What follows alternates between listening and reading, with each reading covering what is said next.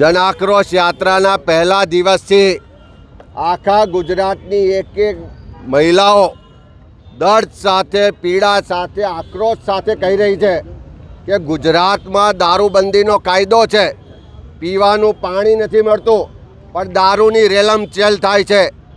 બુટલેગરો દારૂ ને ડ્રગ્સના હપ્તા ગાંધીનગરમાં પહોંચાડે છે. એના કારણે એનો કોઈ વાંક પણ વાંકો કરી શકતા નથી. આજે એક બાજુ સરકાર પાછલા બારણે દારૂબંધીના કાયદાને નબળો પાડી રહી છે. ગિફ્ટ સિટીમાં બીજા કોઈ પણ રાજ્યનો, બીજા કોઈ પણ દેશનો માણસ કોઈ પણ જાતની મંજૂરી વગર દારૂ ખરીદી શકશે, દારૂ પી શકશે, દારૂનું વહન કરી શકશે એવી છૂટ આપે છે. અને બીજી બાજુ આજે તમે જોયું હોય તો દેશના ગૃહમંત્રી અમિત શાહના મતક્ષેત્રમાં સાણંદમાં એક વાહન પલટી ખાય છે. એમાં આખું દારૂની રેલમછેલ થાય છે. દારૂની પેટીઓ ભરેલું આખું વાહન બોર્ડર ક્રોસ કરીને સાણંદ સુધી ગૃહમંત્રીના પોતાના ક્ષેત્ર સુધી પહોંચે છે.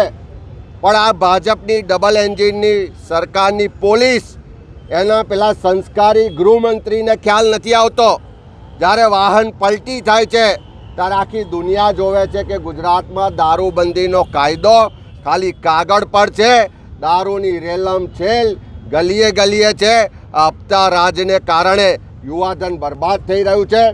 ગૃહમંત્રી અમિતભાઈ શાહને જો થોડી પણ શરમ હોય, થોડી પણ એમને ગુજરાતના યુવાનોની ચિંતા હોય, થોડી પણ ગુજરાતની બહેન દીકરીઓની ચિંતા હોય તો આ એમની ગુજરાતની હપ્તાખોર સરકારને, હપ્તાખોર ગૃહમંત્રીને, હપ્તાખોર મુખ્યમંત્રીને કંટ્રોલ લાવે. આ દારૂની રેલમછેલ તમારા વિસ્તારમાં આજે આખી દુનિયા જોઈ રહી છે એને બંધ કરાવે. માં motor driving, safe and sure driving. Driving એ શોખ સાથે આપની મોટી જવાબદારી પણ છે. અમારા ઇન્સ્ટ્રક્ટર દ્વારા સચોટ અને સરળ માર્ગદર્શન.